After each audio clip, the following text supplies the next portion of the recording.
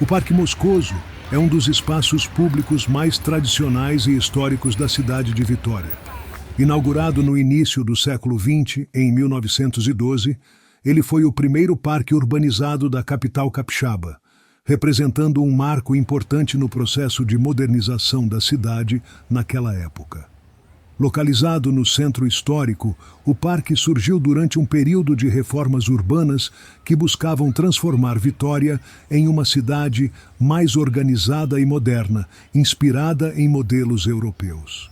Seu nome homenageia Moscoso, uma figura importante da política local. O espaço é conhecido por seu traçado geométrico, jardins bem cuidados e elementos arquitetônicos clássicos, como coreto, fontes e alamedas arborizadas.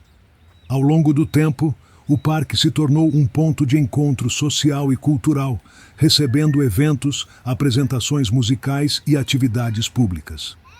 Além do valor histórico, o Parque Moscoso também tem importância simbólica. Ele reflete a tentativa de trazer ideias de lazer público e convivência urbana para a população, algo relativamente novo no Brasil no início do século XX.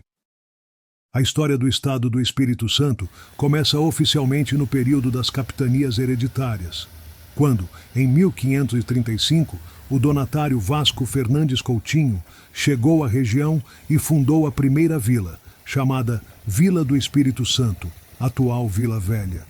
A escolha do nome está ligada ao calendário religioso, já que a chegada ocorreu próximo ao domingo de Pentecostes, associado ao Espírito Santo na tradição cristã. Nos primeiros anos, a colonização foi marcada por conflitos intensos com povos indígenas locais, especialmente os goitacás, o que dificultou o desenvolvimento inicial da capitania. Devido aos ataques e à necessidade de melhor defesa, a sede administrativa foi transferida em 1551 para uma ilha próxima, onde surgiu a cidade de Vitória. O nome Vitória celebra justamente uma vitória dos colonizadores portugueses sobre os indígenas, evidenciando o contexto violento da ocupação. A nova localização era estratégica, cercada por água e mais fácil de proteger contra invasões estrangeiras, como as tentativas de franceses e holandeses de ocupar partes do litoral brasileiro nos séculos XVI e XVII.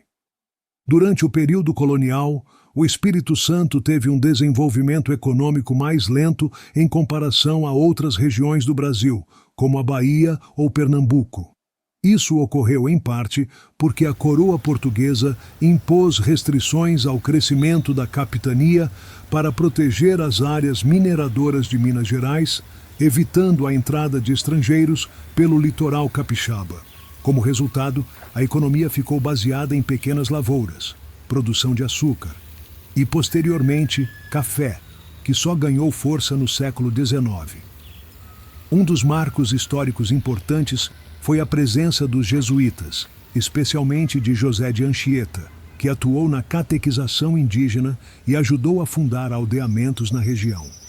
Anchieta também viveu por um período no Espírito Santo e deixou registros importantes sobre a vida colonial.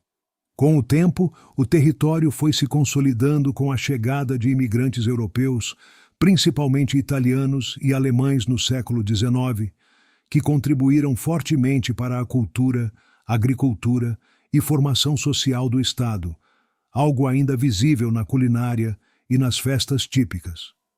Já a cidade de Vitória, capital do estado, desenvolveu-se inicialmente de forma modesta, com ruas estreitas e construções coloniais adaptadas ao relevo acidentado da ilha.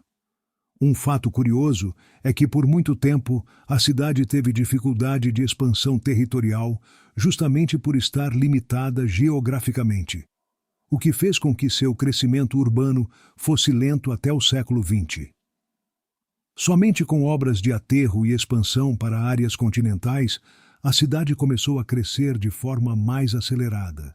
Outro aspecto interessante é que Vitória possui um dos portos mais importantes do Brasil, o Porto de Vitória, que desempenhou papel fundamental no escoamento do café no século XIX, e mais tarde, de minério de ferro, especialmente com a atuação da Vale-SA.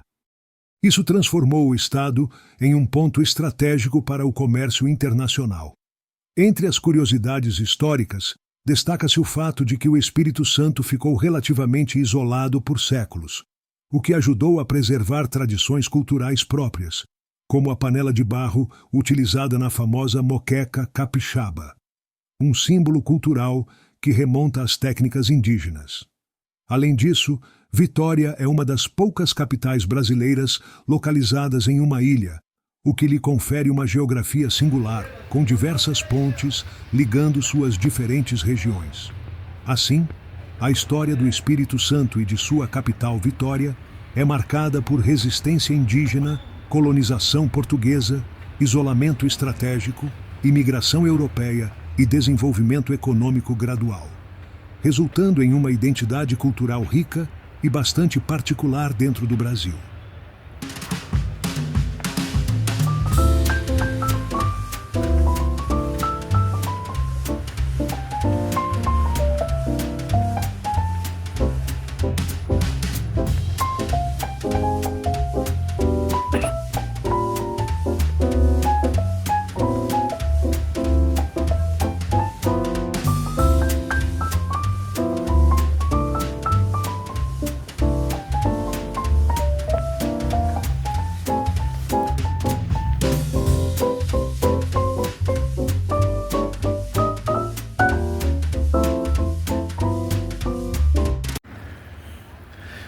Enfim, chegando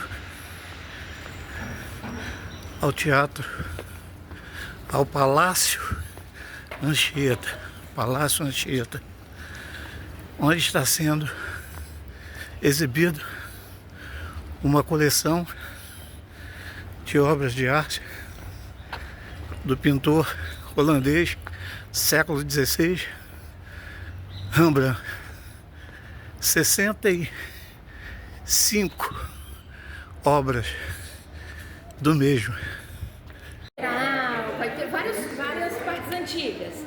O primeiro convento do Espírito Santo não é o convento da Penha, é o convento de São Francisco, que fica aqui atrás, dá pro senhor ir lá também. Lá é onde funciona a mitra da Igreja Católica, a cúria, onde fica o bispo, tá? Tá bom. Entendeu? Vai preenchendo aí. Depois o senhor tira a foto da... Acontecia, né, as pessoas que usavam essa construção, era daqui que eles tiravam a água com todos os cofundeiros, né? E as pessoas que moravam em volta podiam ter acesso a essa água. Esse poço aqui, ele é desativado um pouquinho antes de Jerônimo Monteiro entrar aqui, tá bom? Um pouquinho antes de 1808, mais ou menos. E aí, por quê, né? Vai estar acontecendo aquela questão da modernidade, né? O progresso acontecendo, né, gente? Água encanada, luz elétrica. E manter um poço aqui era sinônimo de retrocesso. Então, eles vão acabar fechando esse poço. E aí, ele vai ser aberto novamente dessa forma que a gente está vendo, nessa época do restauro. Então, eles vão escavar 4 metros, né? Desse poço e vão achar aquelas pias que eu mostrei para vocês em cima. Faz um voto de castidade e ela não quer se casar, né? Ela quer viver para Cristo. Nisso, ela vai ter um pretendente, né, que vai denunciá-la por causa desse voto e ela vai ser torturada e ela vai arrancar os seus olhos, né? E vai entregar para esse pretendente. E nisso ele denuncia ela e aí ela vai ser torturada e vai ser morta por causa disso, né? E aí, né, aqui no Brasil ela é conhecida como Santa Luzia, padroeira dos olhos.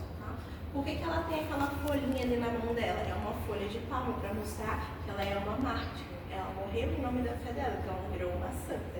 Então a gente consegue ver todos esses elementos na folha de palma, nos olhos na bandeja. A gente consegue encaixar aquela bandeja praticamente na mão dela. A gente vê que a mão dela está posicionada como se estivesse segurando esse objeto. A Madalena a gente vê que é a única retratada com os olhos abertos, porque foi a primeira pessoa a ver Cristo quando ele ressuscitou, os pés descalços por lavar os pés de Cristo. E ali, gente, o bálsamo, o leório, que foi usado para isso. Então a gente consegue também encaixar esse objeto na mão dela. Ali a dolorosa Maria vai ter as 7 dores de Maria, né? Que ela vai passar pelas questões com o filho dela ao longo de toda a vida, que eles vão viver juntos, né? E retratada chorando porque é a mãe vendo todo o sofrimento que o filho passa até ele morrer. Aqui a gente tem a Ágata, que tem uma vida parecida com a da Luzia, também muito requisitada para casamento. E, porém, ela vai ser obrigada a renegar a fé dela, ela não faz isso, então ela vai ser torturada, vai ter seus seios arrancados e vai ser morta. Ela é a padroeira dos seios, então mulheres que têm algum problema relacionado a câncer de mama, que geralmente vão, né, atrás dessa santa. E elas têm, tá vendo, roupas parecidas, ela também tem a folha de palma, parece que uma tá olhando para a outra, porque as histórias delas se interligam. Se eu não me engano, a Luzia era devota da Santa Ágata. A gente vai ter essa daqui, ó, que já é de 1965, é mais próximo, né, do que tudo que a gente está conhecendo aqui no Palácio.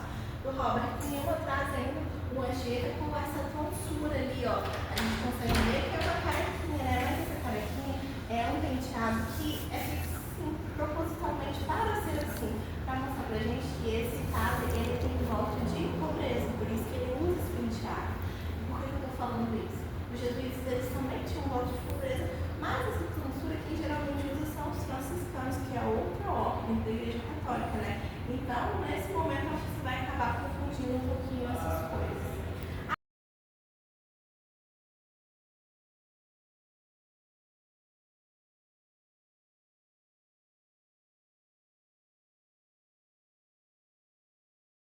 De autoridade, né? E toda civilização, ela vai usar de indumentária, de acessórios, de roupas para passar mensagens. E aqui também vai ser isso. E aqui a gente consegue observar o Jerônimo Monteiro, que foi a pessoa que eu falei várias vezes, né? Porque ele vai fazer várias coisas importantes aqui ao longo dos anos, né? Que ele vai estar aqui. Então, olha, eu acabo falando bastante dele durante a visita. É pensando que a oitava de Pentecostes, que era dia que vocês dedicavam ao Espírito Santo, quando a Fernanda Coutinho desembarca aqui, era dia de Pentecostes, e aí era dedicado ao Espírito Santo, a terceira pessoa da Trindade, né? E aí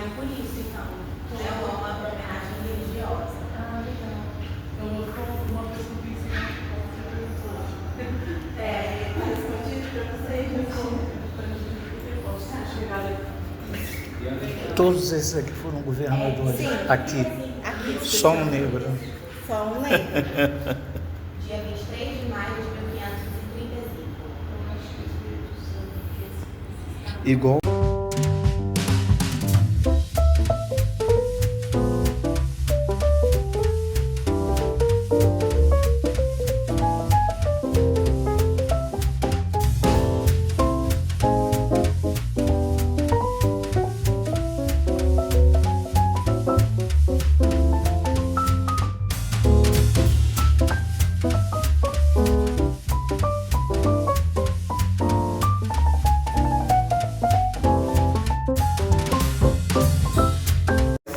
mais recente, né? Dá para ver que isso daqui é diferente disso aqui, né?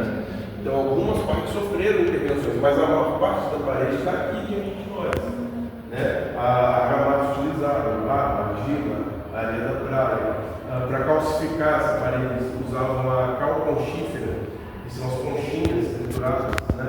Eles enfiam dentro da argamassa, né? Para manter essa parede fixa, né? Além dos restos de animais, dejetos de animais, como esterco de boi, né, cavalo, vaca, enfim, colocavam também dentro da massa. Porque esse material ele serve como um liga para o barro. Né? Então, isso daqui também é algo muito interessante, que foi redescoberto. Isso aqui era um altar lateral da igreja. Né? Não existe nenhuma igreja aqui. Aqui não. Né? Só ao redor aqui no centro histórico se encontram algumas igrejas ainda, que são a Capela de Santa Luzia, por exemplo. Vocês viram a Capela de Santa Luzia ali? Uma capelinha que fica aqui pertinho. Tem a igreja de São Gonçalo, mas a de São Gonçalo já é do século XVIII, 1700 e eu esqueci agora o ano exato. Mas já mais de 200 anos após essa igreja aqui, a Capela de Santa Luzia foi a primeira, né, que ela fica aqui pertinho aqui também da igreja de São Gonçalo.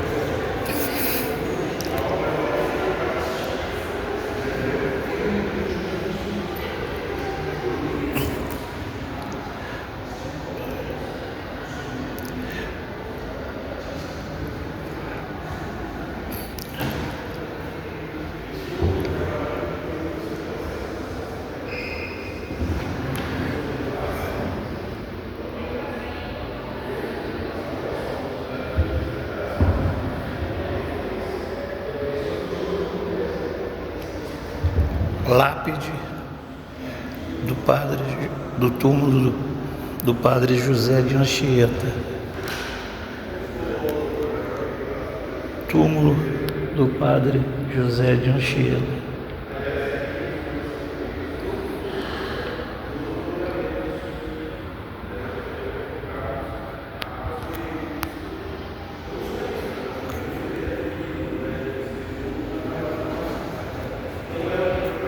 O Palácio Anchieta é um dos mais importantes marcos históricos e políticos do Estado do Espírito Santo. Localizado no centro histórico da cidade de Vitória, de frente para a Baía de Vitória. Sua origem remonta ao século XVI, sendo inicialmente construído como um colégio jesuíta por volta de 1551, pouco tempo depois da fundação da cidade. O edifício fazia parte do projeto de catequização e organização da colônia, conduzido pela Companhia de Jesus, e está diretamente ligado à presença do missionário José de Anchieta, que viveu e atuou na região, motivo pelo qual o palácio recebeu seu nome séculos mais tarde. Na sua forma original, o local era conhecido como Colégio de São Tiago, funcionando como centro religioso, educacional e administrativo dos jesuítas. A construção, feita em alvenaria de pedra e cal, com características simples e robustas, refletia o estilo colonial da época e a necessidade de resistência às condições do território e a possíveis conflitos. com a expulsão dos jesuítas do Brasil em 1759, determinada pelo Marquês de Pombal, o edifício passou a ser utilizado pela administração colonial, marcando o início de sua função como sede do poder político. Ao longo dos séculos, o prédio sofreu diversas reformas e ampliações, especialmente nos séculos XIX e XX, que modificaram parte de sua estrutura original, mas ainda preservaram elementos históricos importantes. Ele foi gradualmente transformado na sede oficial do governo estadual, função que mantém até hoje, sendo o local de trabalho do governador do Espírito Santo. Essa continuidade de uso político torna o Palácio Anchieta um dos edifícios administrativos mais antigos do Brasil ainda em atividade.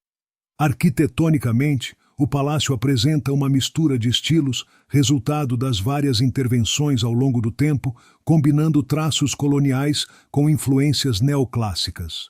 Sua posição privilegiada, voltada para o mar, não era apenas estética, mas também estratégica, permitindo o controle visual da entrada da baía, algo essencial durante o período colonial. Um aspecto curioso é que, apesar de ser um prédio governamental, o Palácio Anchieta também possui forte valor cultural e histórico, funcionando como espaço de memória.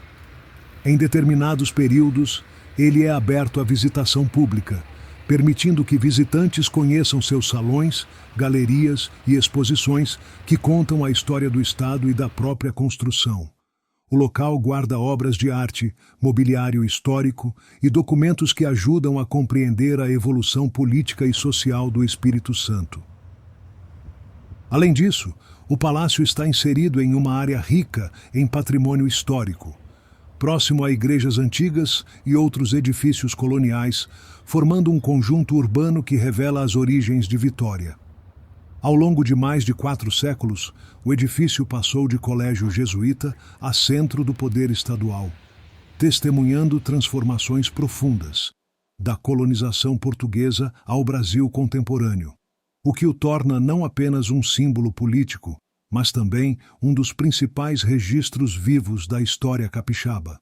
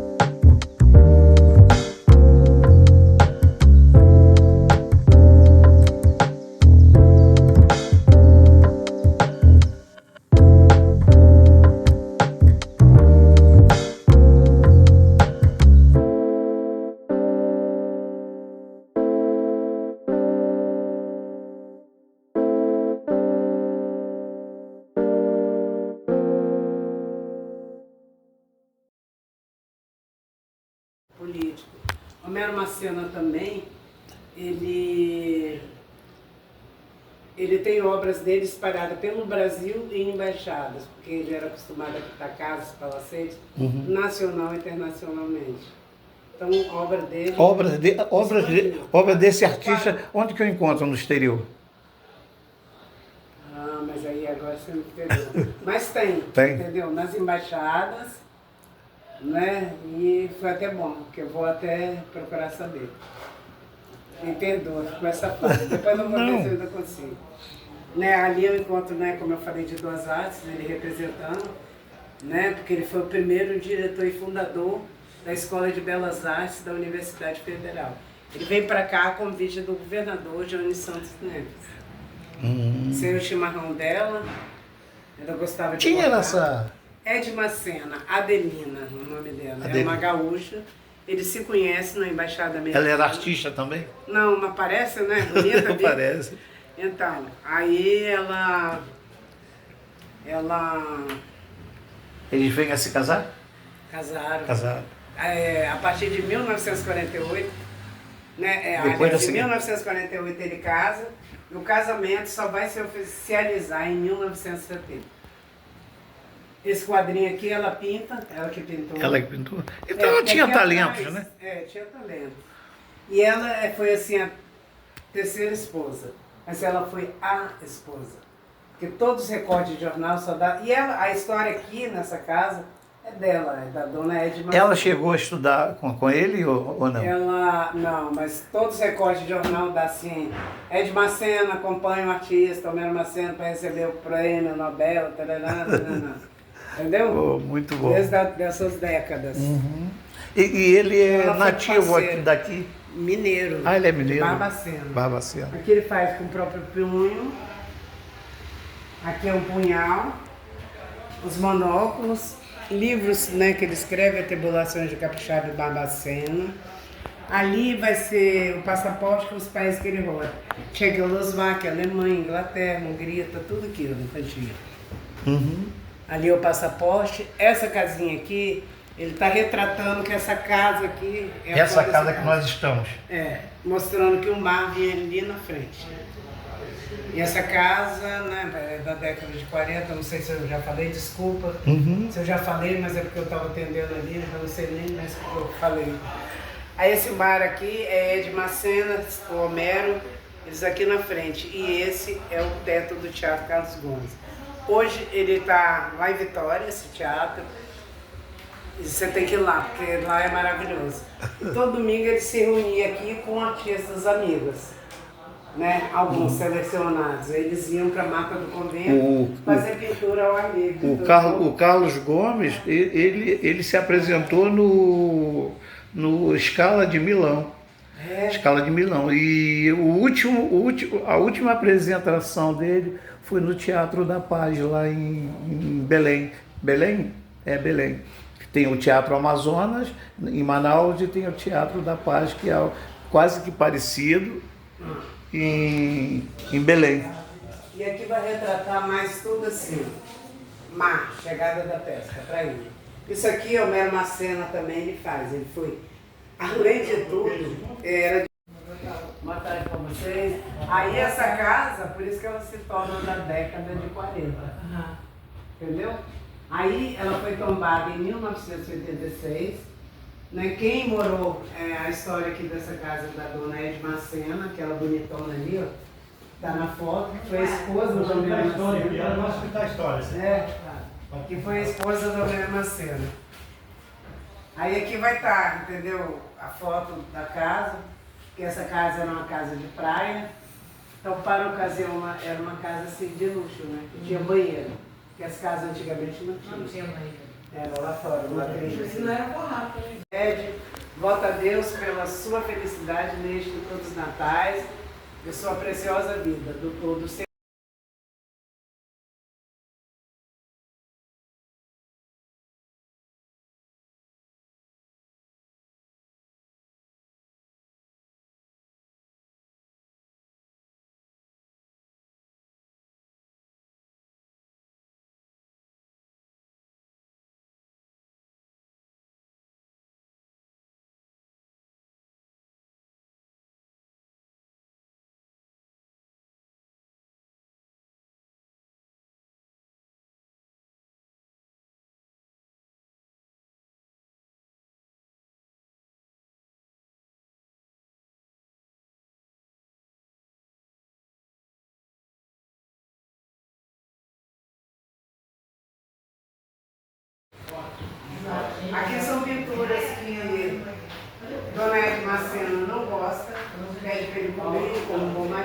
Aí quando a casa passou por uma restauração, aí encontraram e acharam melhor deixar. Você viu aí que ele pinta como se fosse azulejo? Uhum. Não é bonito, não é?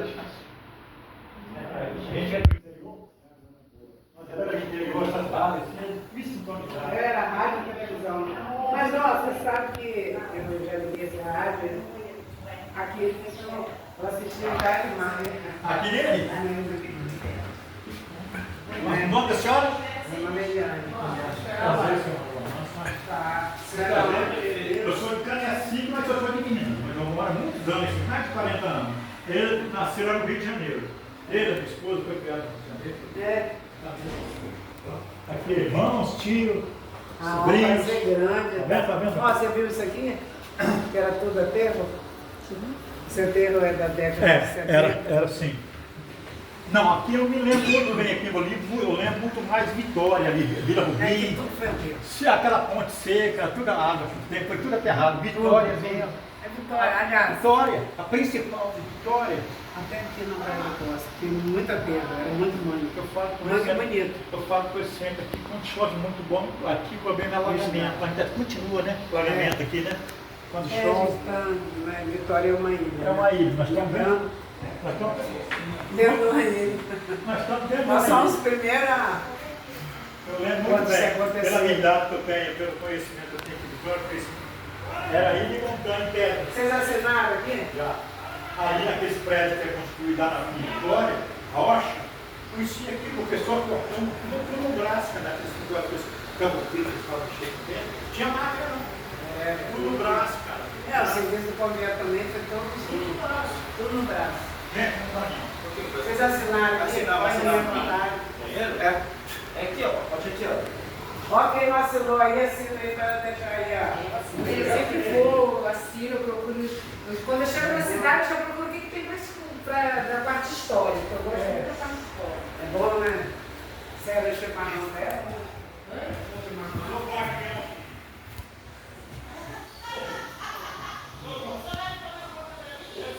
Isso ali, olha só, você que gosta de altas intimidades com esse livro, né? Então, eu indiquei ele, na ocasião, só tinha caneta esferográfica, aquarela e grafite.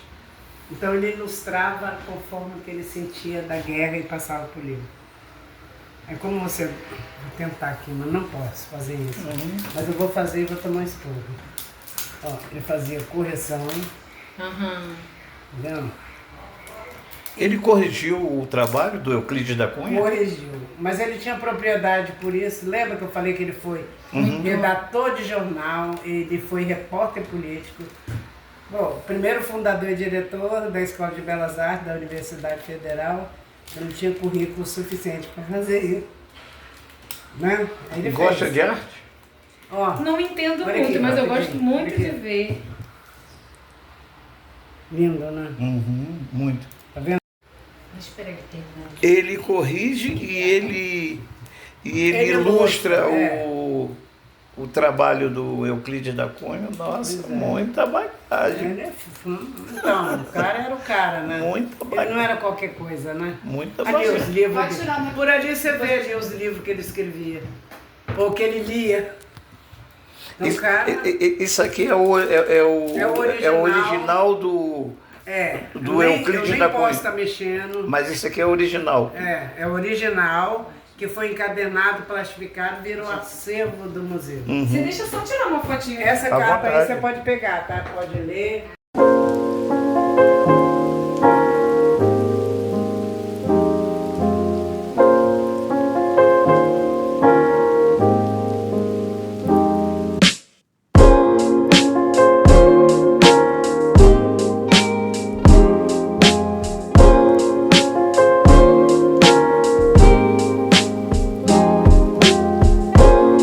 Primeiro, esse aqui Vai em é câmera. um projetor com um De filme 1920, depois você tira a foto. 1920. Aí você vê aqui, ó.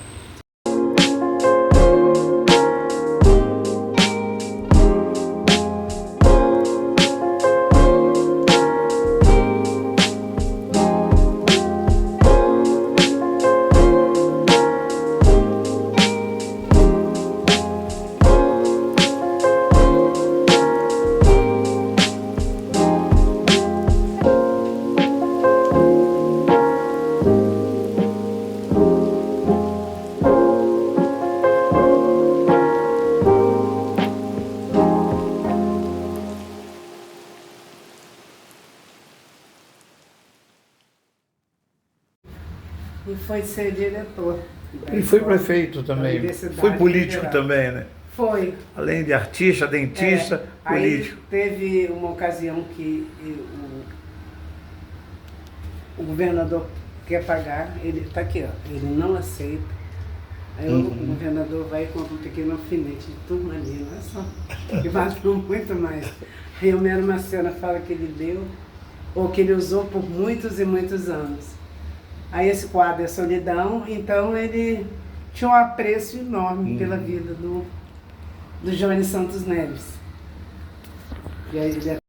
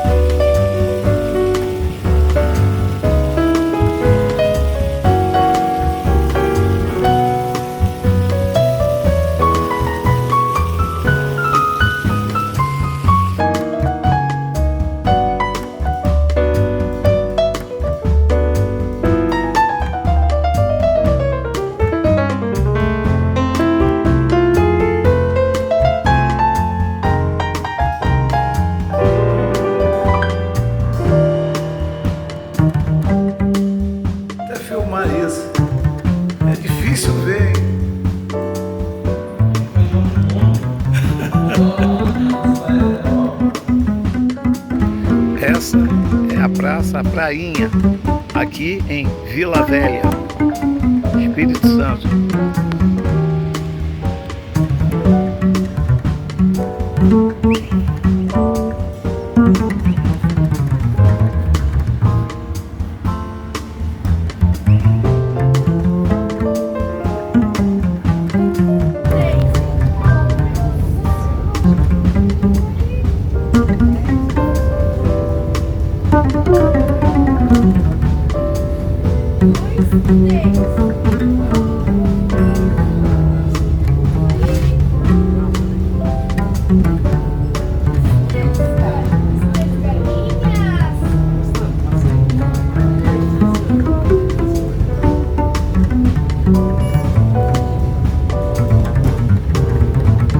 Você